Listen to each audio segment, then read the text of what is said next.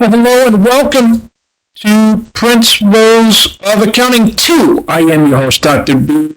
Welcome to the start of the spring 2023 semester. Happy to have all of you with me as we explore the analysis of the financial statements today and as we discuss the overview of the course. So very quickly about the course layout. This is your home page. Everything is very straightforward. One of the first things you see here is about the textbook. If you select here the Brightwave course materials and then Brightwave course materials, it should load the textbook, hopefully. If for whatever reason it does not, please send me an email and I will get that corrected for you right away. Sometimes it's, the bookstore, things they do. So this is your textbook. In this class, you don't have to worry about getting Connect or Cengage or any of that junk because everything is going to be a Blackboard for you. I try to make things easy, accessible. It's really important to me. And so everything's going to be right here on Blackboard for you. So your textbook is right there. All you got to do is go Brightwave course materials, textbook, boom, there it is. Tutoring is right here. So if you have, for whatever reason you want extra tutoring, Professor Remy would be happy to help you out. If you need to set up office hours with me, there's a link for office hours. You can talk to me about whatever, usually about 30-minute period of time. Yeah. It's very easy. You just click the link and it'll take you to the calendar and then you just fill up the form. It's really very easy. Select the day and the time, and it'll send you the calendar invite, me calendar invite. Very easy. Yep. I want to talk quickly about this, the new features scholarship application. You probably have already received an email about it. There's a new scholarship opportunity for you. I always try to help you get scholarships. Yeah, that's important. So this is for the spring term. It's due March 24, and here's the information related to that. It's right there for you. Make it nice and easy. Scrolling on down under the start here, you'll find information, especially the most important, the syllabus. The syllabus talks a lot about the design of the course. So spring 2023, when we meet, my office hours, email, my phone number, all that good stuff. The course schedule, when we review everything that we're reviewing and when. Today we're going to do chapter 17. And so yeah, it's a very simple design. So feel free to read through all that stuff at your leisure. And next you'll notice that the course is designed by modules. And for some reason I'm missing, it got a little disheveled, I apologize for that. Weeks 1 and 2, first week, so go to module 1, week 1. You'll see the introductions. Thank you so much for all of your participation in it so far. Zoria, thank you. If you haven't had the opportunity yet, please feel free to introduce yourself in that introductions discussion because it really helps me to get to know you better. And for your classmates to get to know you as well. The way each week is designed is you'll have the PowerPoint presentation and then the homework assignment. For this first week, it's a discussion board. Now, let me explain to you. This discussion board is worth 10 points. That's a full letter grade. Okay? So please make sure that you complete this chapter 17 discussion. It's discussed the difference between vertical and horizontal analysis. I want you to please use outside resources, cite, and all that good stuff with a reference. 4 paragraphs. I'm looking for about 150 words. 150 words is a couple of full paragraphs, yeah? And then I also want you to respond to 2 of your classmates So using full paragraphs. Okay, that will get you full credit for the discussion board. And that's due this Sunday. That's due this Sunday. Good so far. Okay, please make sure you complete this by Sunday, yeah? Each week is designed the same exact way. PowerPoint presentation, homework assignment. You'll also notice in some instances, you'll have exercises. The exercises, those are just practice. Just practice to help you to understand what you're learning. Yeah? Exercises are not graded. They're just practice to help you to understand what you're learning. But each chapter either has a quiz or homework assignment. For quizzes and homework assignments, you have 2 attempts. The higher of the 2 attempts will be accepted into the gradebook. 2 attempts. Higher of the 2 attempts will be accepted into the gradebook for all quizzes and all homework assignments. On average, it's about 5 questions, mixed true, false, multiple choice on each quiz and on each homework assignment. Higher of the 2 attempts will be accepted in the gradebook. Make sense? Good so far. Okay. Yes, Professor. Thank you, Maria. Thank you so much. Great. Very basic, easy to understand layout. So each week rolls on like that. In most weeks, it'll either be 1 or 2 chapters that we'll cover during that week. Okay. So, without further ado, let's talk about Chapter 17. So for those of you who want to follow along, feel free to download the PowerPoint presentation, take your notes, all of that fun stuff. Let's talk about how to analyze financial statements. And this is how we connect Principles of Accounting 1 to Principles of Accounting 2. Yeah. As you recall, there are 4 primary financial statements. What are they? You can tell me, what are the 4 financial statements? The 4 primary financial statements. Do you remember what they are? From Principles of Accounting 1? Who remembers? Who wants to tell me? It's the first one. What do we start with? Who remembers? A long time ago.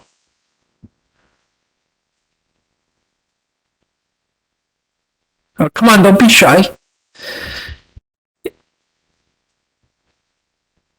Balance sheet, that's one of them. Yeah, absolutely. What's the other ones? We got balance sheet. The income statement. Income statement, Ramona, income statement. Absolutely. What's the third one? Balance sheet, income statement. What's the third one? Statement of cash flows. Statement of cash flows. And then the fourth one is the statement of owner's equity. So balance sheet, income statement, statement of cash flows. Balance sheet, income statement, statement of cash flows, statement of owner's equity. Those are the 4 primary financial statements. What's on the balance sheet? What are the 3 categories on a balance sheet? What's on the balance sheet? What are the 3 categories on the balance sheet? Come on, I know you guys know this. It's that formula, that whole thing, the accounting formula. What is it?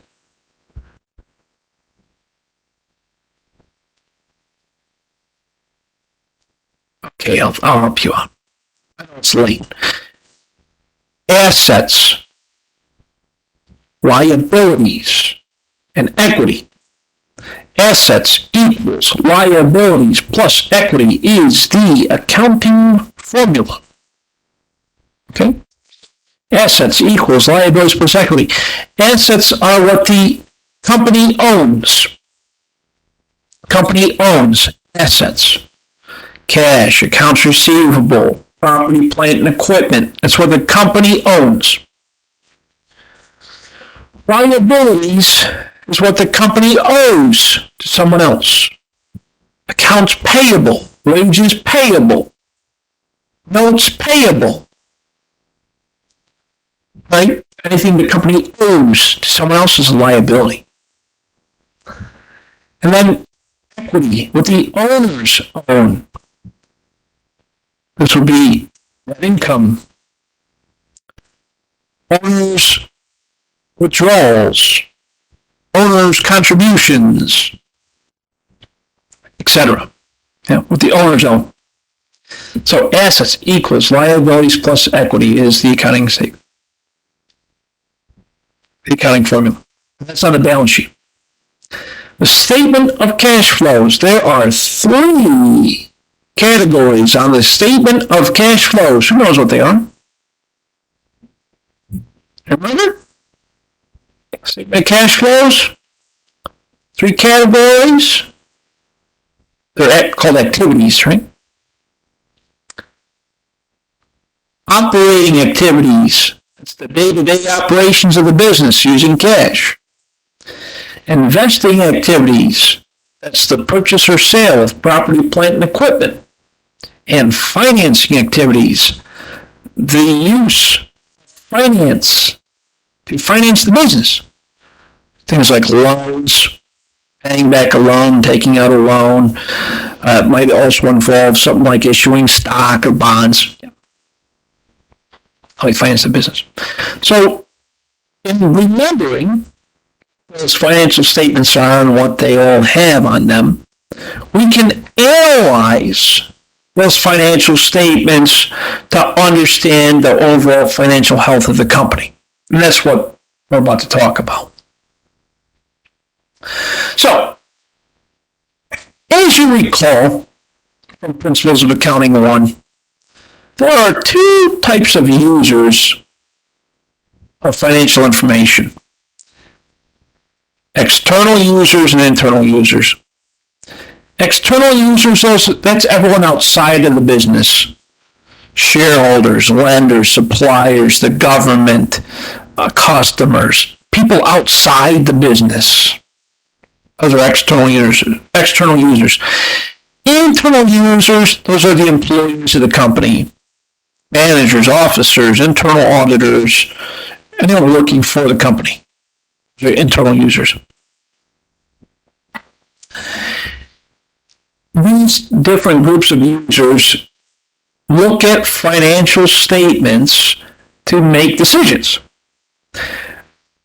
And they analyze those financial statements to understand past and current performance of the company, the current financial position, and the future performance and risk of the company.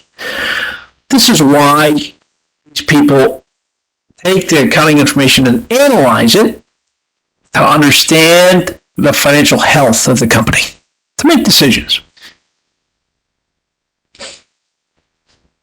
There are 4 primary areas of financial analysis that we look at as managers or other stakeholders to understand the financial health of the company.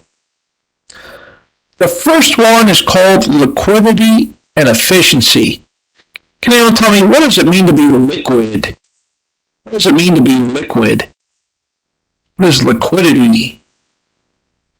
What does it mean to be liquid? Is that when you can turn an asset into quick cash?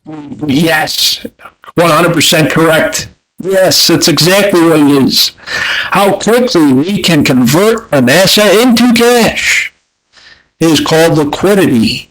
And the reason why that's important is because sometimes the business needs to pivot to be able to do something, and they need cash to do it. So that's why we look at liquidity. Very well done on money. Absolutely.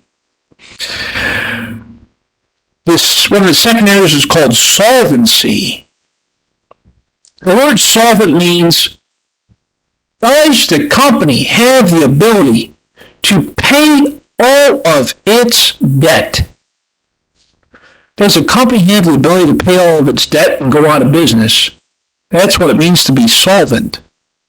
I can use all of my assets to cover all of my liabilities.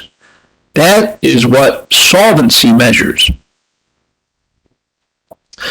Profitability. Can the company generate a profit from its sales? Using its assets, can the company generate a profit? And the last is called market prospects.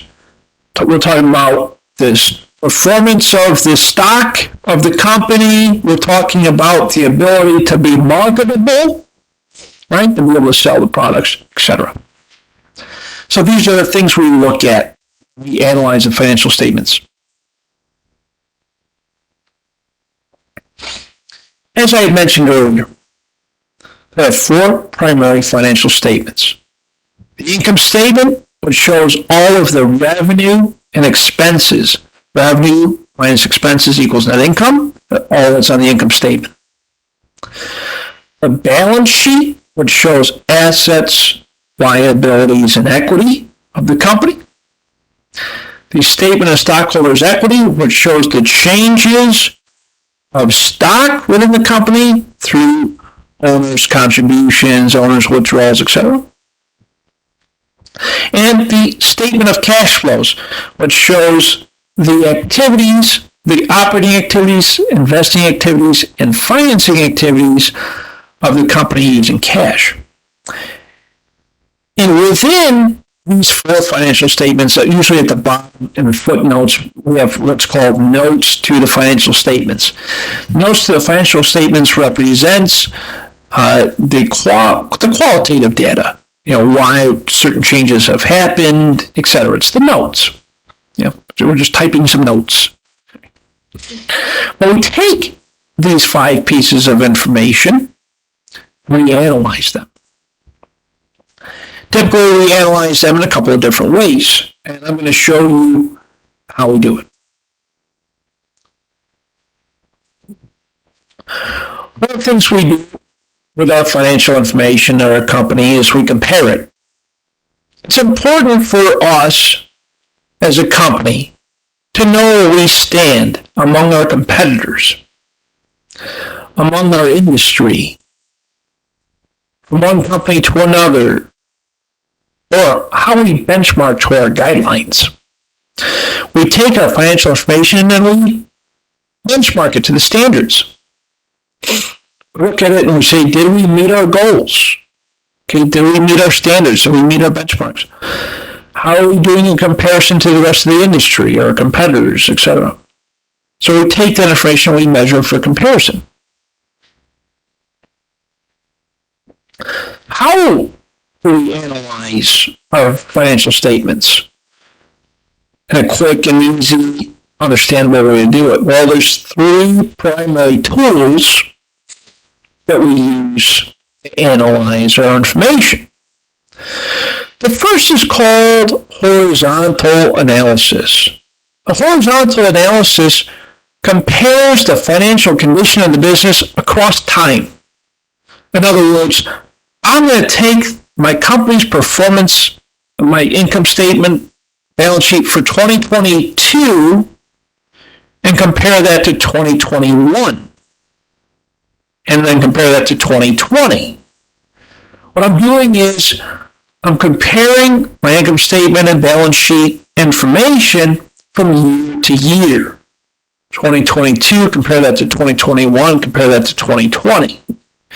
What I'm doing there is I'm looking at 3 years worth of data and I'm identifying the trends.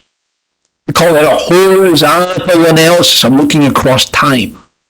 Okay. The second tool we use is called a vertical analysis. I'm looking up and down the financial statements. And I'm comparing it to a base amount. Now here's how this works. I take my income statement, for example, and I look at everything on my income statement, all of my revenues and expense line items, and I look at that as a percentage of total sales or total revenue. I express everything as a percentage of total revenue. For example, I'll look at my rent expense total, and I'll divide that by my total revenue. And what that does is it gives me a percentage of total revenue. So in other words, I can express everything on my income statement as a percentage of total revenue, vertically, yes? And I do that for every year, 2022, 2021, 2020. And it shows me the percent changes across time, vertically. Everything expressed as a percentage of total revenue on the income statement.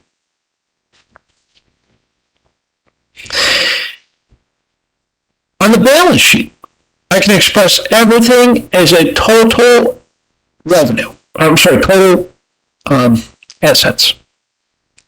If I express everything as total assets, I can identify the percentages total, everything expressed as total assets on the balance sheet. I'll show you what this looks like, and I do the same thing, 2022, 2021, 2020, I look across time to identify trends. So that's vertical analysis. And the last tool I use, which is very quick and easy, is ratios. You probably recall we talked about in Principles of Accounting 1, just about every week we talked about ratios at the end of the chapter, right? We talked about ratios. You're like, oh, why is Dr. B showing me another ratio? I don't need to know this stuff. You do need to know this stuff.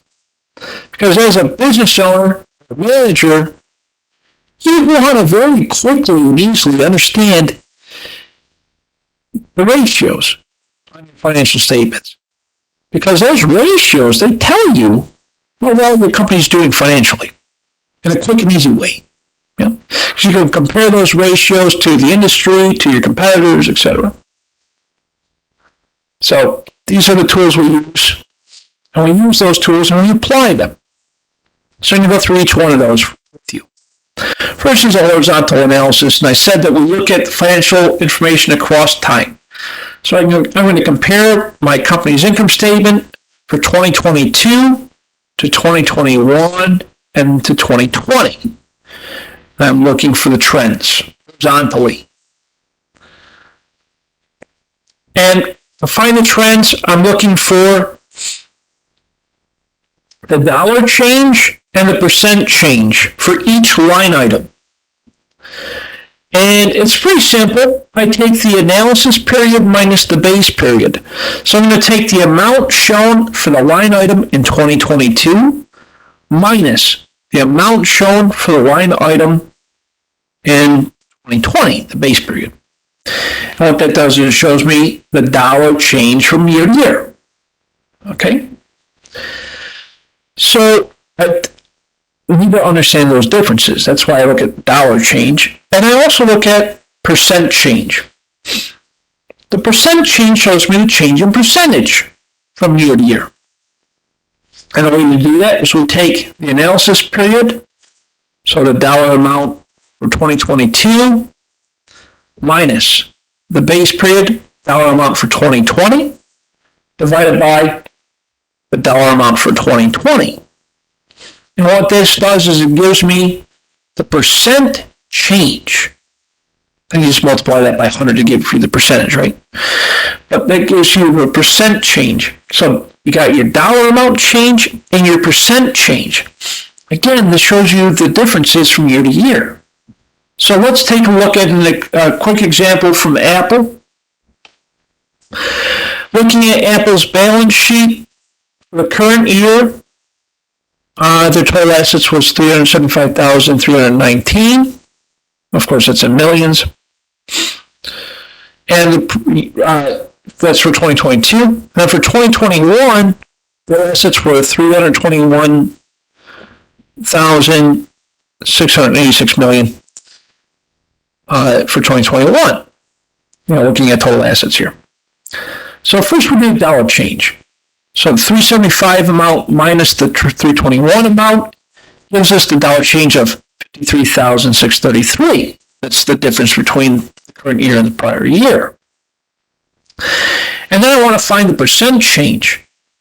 Percent change, I take the current year minus the prior year, which is 53,633, divided by the prior year, 321,686. Multiply that by 100 gives me 16.7%. Again, this is a horizontal analysis. So I'm comparing year to year, right? For expressing both the dollar change and the percent change. Why is this important, you might ask?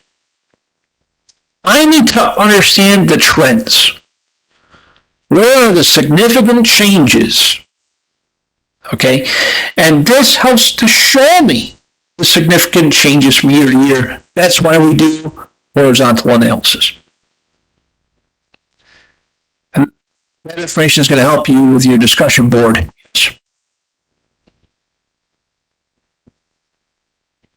And here we are doing the same thing for the income statement. Current year minus prior year gives me dollar change. Dollar change divided by prior year gives me the percent change.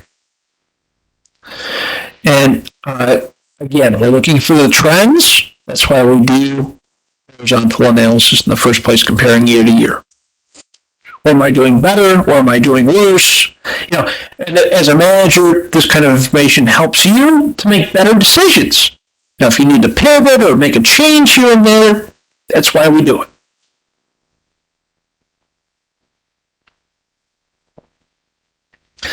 You also do trend analysis over multiple years.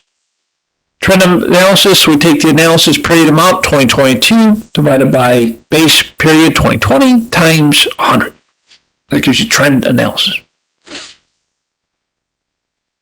And here's an example of a trend analysis for 4 years. So year 4 will be the base. So take current year divided by year 4 years ago, times 100 gives you the trend percentage. Now, how's it changed over those 4 years? You can graph the information. It's always nice to look at it graphically, especially when you're talking to your internal and external users, to show them the trends over time. Yeah.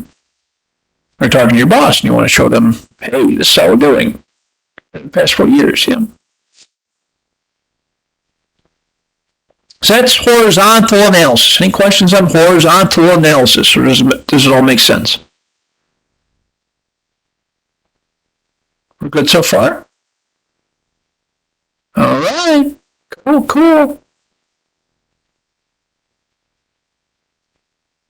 All right, now let's talk about vertical analysis. This is where we're looking up and down. Yeah? Vertical. The reason why we look at vertical analysis is to really understand the percentage compared to the base amount. The reason why we do this is because we can take those percentages and compare our performance to our competitors, or to other companies, or to the industry. And what that does is it helps to establish that benchmark that we talked about earlier. So here's how it works.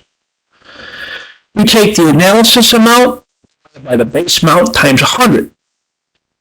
The analysis amount, it's the amount from 2022, divided by the base amount. The base amount is going to be on the same financial statement. So for 2022, it'll be total assets on the balance sheet, or it'll be total revenue on the income statement. It's in that same year. Okay? So analysis amount, we'll say, is rent expense for 2022, divided by the base amount, revenue for 2022, times 100. That gives me the common size percentage. So you'll notice on the balance sheet, the base amount is total assets. On the income statement, the base amount is total revenue. So here we go with Apple. Again, this is Apple's balance sheet. So the base amount we would set as total assets. Total assets divided by total assets is 100%, right? Anything divided by itself is going to be 1 or 100%, right? What I do is I express everything as a percentage of total assets. So for example, my total liabilities, $241,272 for the current year, divided by total assets, the base, $375,319, equals 64.3%. Okay? What this tells me as a manager is of my total assets, 64.3% of my total assets are liabilities. Right? That's useful information because this tells me the makeup of the business. My liabilities is 64.3% of my business. Okay? That's interesting. That's useful information to you as a manager because you can say, oh, maybe the business is too highly leveraged. That's why our liabilities are high. Right? You make decisions. So, again, for the common size, for the balance sheet, we express everything as a percentage of total assets. We do that for each line item and for each year, and it can help me to identify the trends. For those of you who are interested in ever doing this type of computation, the best way to do it is in Excel. Because with Excel, it's just a matter of using the formula in the cells. Makes life easy for you. When you just drag and drop, makes it very easy. On the income statement, for the common size, we express everything as a percentage of total revenue, also known as total sales, or net sales. Yep. So current year divided by current year for net sales is, of course, going to be 100%. And this, we can say net income divided by net sales. Net income, $48,351, divided by net sales, $229,234, is 21.1%. So as a manager, you can say, our sales derives 21.1% net income. So this tells me the business is very profitable. Yeah. So that's why these percentages are really important. And we can do that for each year and do our comparisons, our trends.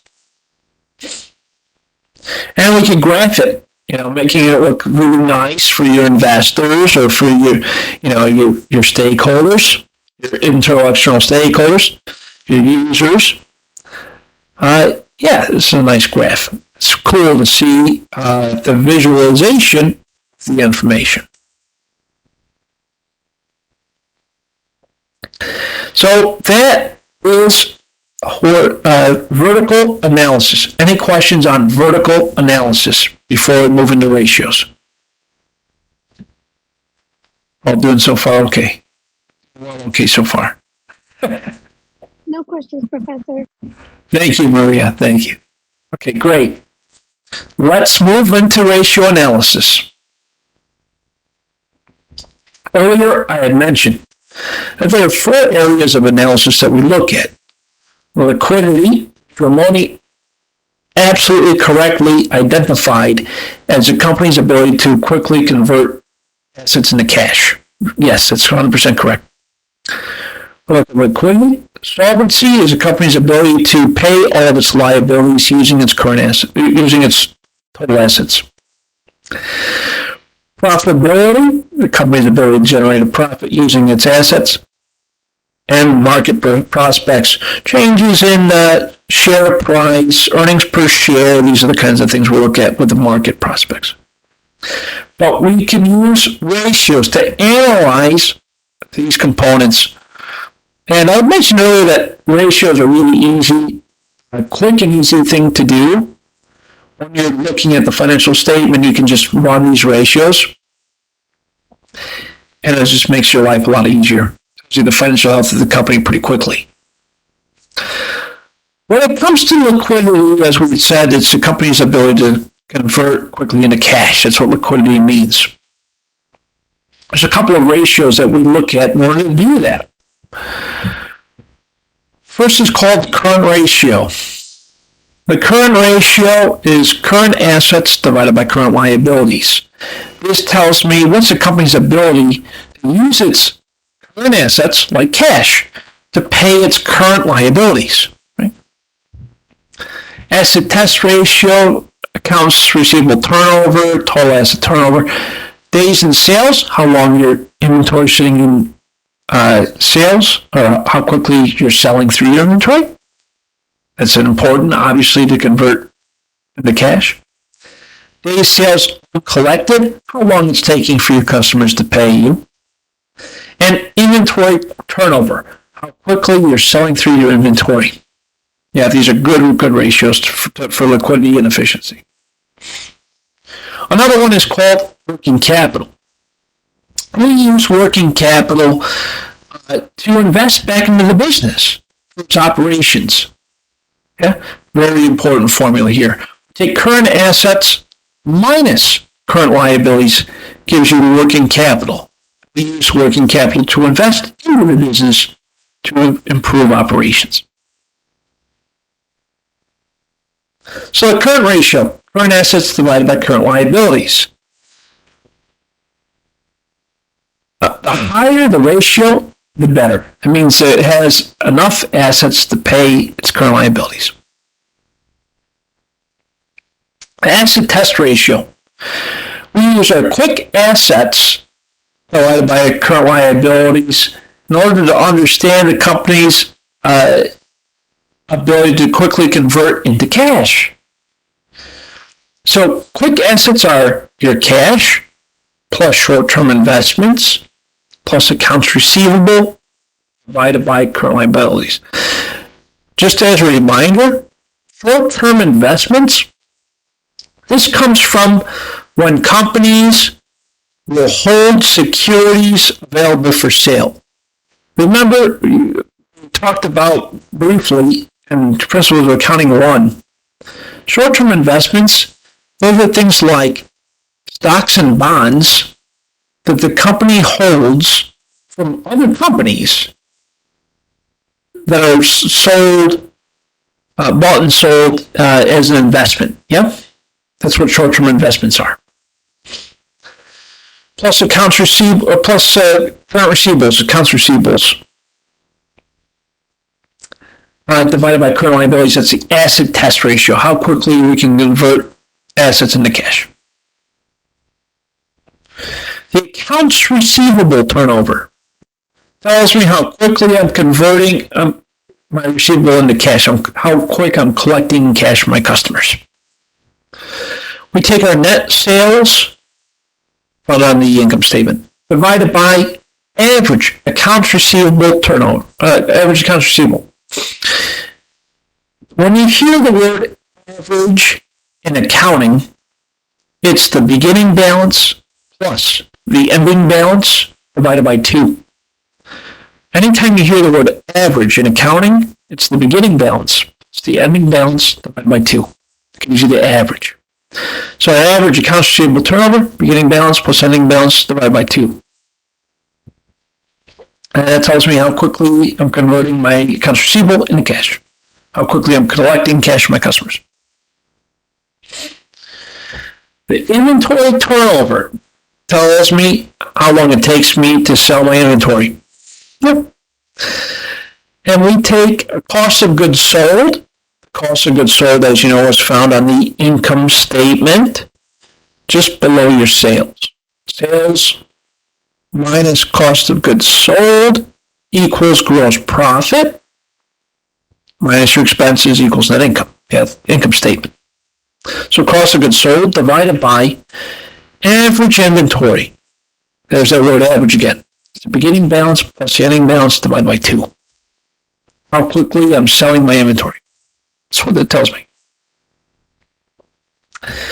Days sales uncollected. How long it takes for us to collect our accounts receivable. That's what this tells us. So total accounts receivable divided by total sales times 365 days. Tells me how many days passes before I collect my accounts receivable on average.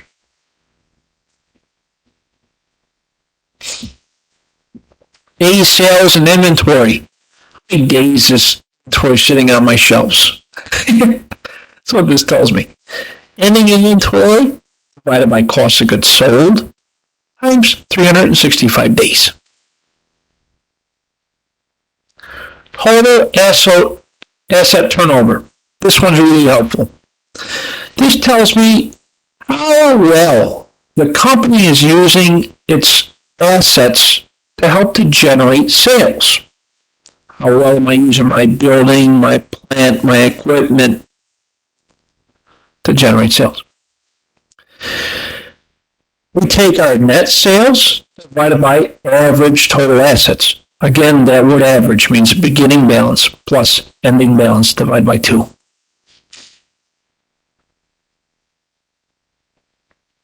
So those are all of our liquidity and efficiency ratios. Now let's talk about our solvency ratios. Our solvency means, does the company have the ability to use its assets to pay its liabilities and go out of business effectively? Right? That's what the word solvent means. Solvent. I can pay all my debts and go out of business. I'm solvent. Four ratios to look at: debt ratio, equity ratio, debt to equity ratio, and times interest earned. For those of you who have purchased a home, will purchase a home, or looking to purchase an asset like a car or whatever, the banks will look at your debt ratio, equity ratio, and your debt to equity ratio, your personal ones. So this one's important to know.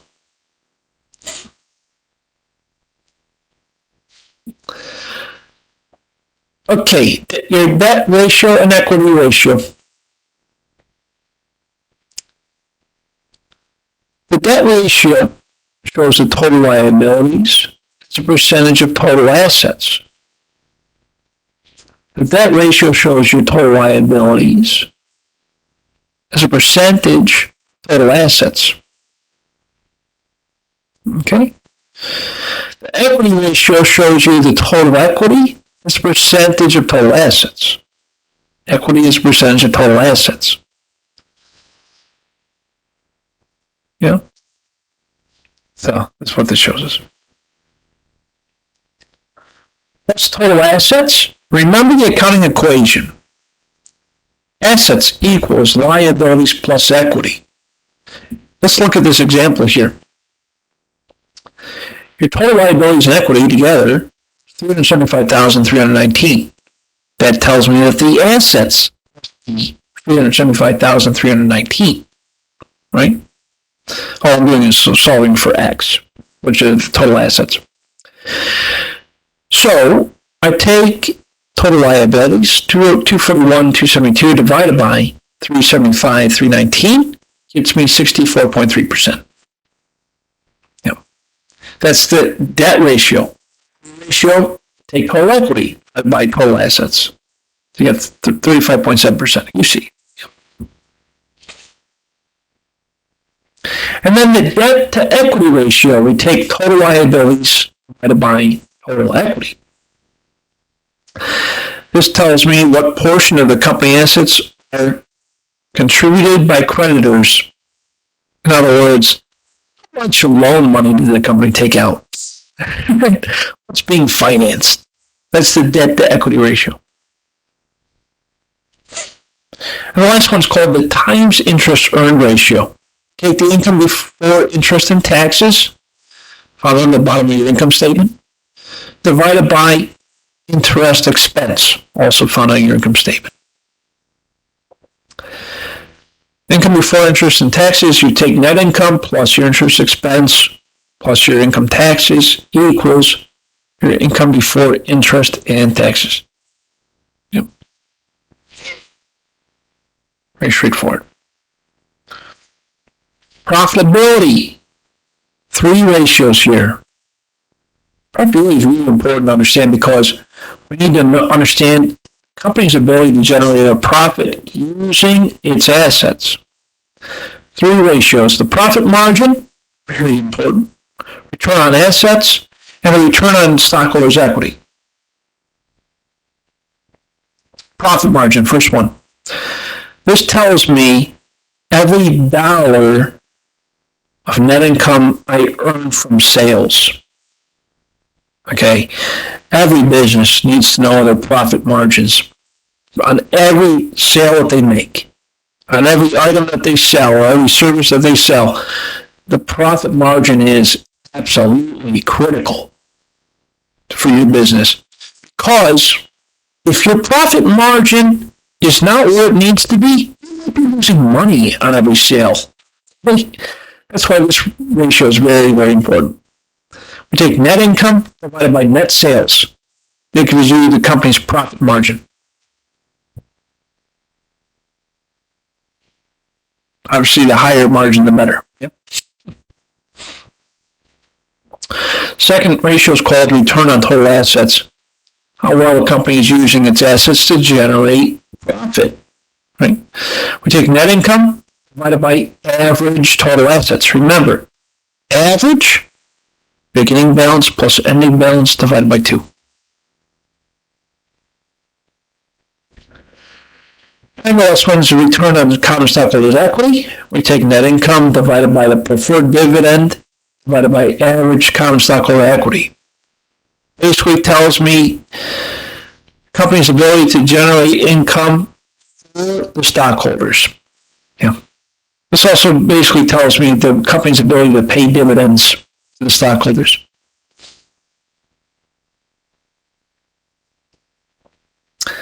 And last but not least, the market prospects. There are 2 ratios to look at here. One's called the price to earnings ratio. One's called the dividend yield. The price to earnings ratio, we take the market price per share of common stock divided by the earnings per share. This ratio tells me the company's ability to generate future growth or pay future dividends. This is called the dividend yield. This is the annual cash dividends per share, the dividends the company pays out to its shareholders, divided by market price per share. What's the current share price of the stock? And this slide right here shows you a very nice, simple summary of all the ratios together to make your life a little easier when it comes to, I don't know, maybe taking a midterm exam or something like that. Got a few weeks to worry about that, though. But it's there.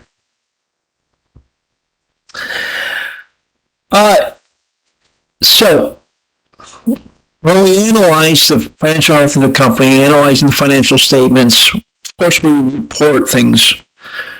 And when we report it out, we create an executive summary, an analysis overview, provide evidence of what we found, any key assumptions, key factors, and make any inferences or identify trends.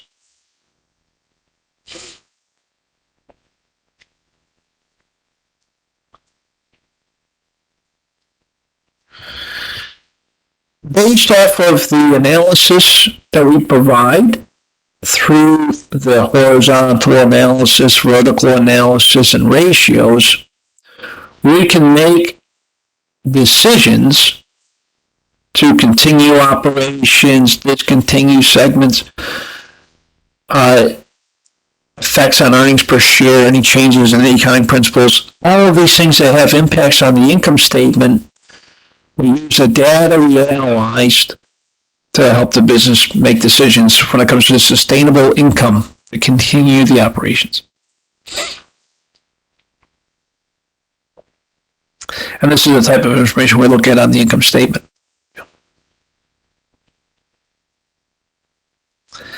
Any comments, questions, concerns about how to analyze financial statements? Did we do okay? Yeah? All right, cool. All right, I'm so happy. Okay, my friends, so here's the scoop. For Sunday night, you have your Chapter 17 discussion. Please make sure that as you answer the discussion, you're talking about the differences between vertical and horizontal analysis. You can use what we talked about in today's lecture, notes, the PowerPoint presentation to help you to answer the question. I want you to use outside sources, so search the internet, okay? Make sure you cite and reference whatever you find. I'm looking for about 150 words or more in full paragraph forms for your initial post. And then I want you to respond to 2 of your classmates, also with full paragraphs. This is really important that you all do this, okay? Because this is worth 10 points. That's a full letter grade. Don't miss a full letter grade in this class just because you didn't do this. Okay? I want you to do this. It's really important that you do this. Try to get your initial post completed by Thursday. Okay? By the end of Thursday, your initial post done. So that way, it'll allow you time to respond to 2 of your classmates. Sound good? Okay, cool. So happy. If you ever have any comments, questions, or concerns, you can email me, you can call me, you can set up office hours. Whatever you need, I'm going to be here for you 100% of the time. And as always, I want you to stay safe, wash your hands, do the right things, and I'll see you all again next time. We'll be talking, okay? I'll send out some messages and all that good stuff. Thank you all so much. I appreciate all of you. Enjoy the rest of your evening. Thank you so much.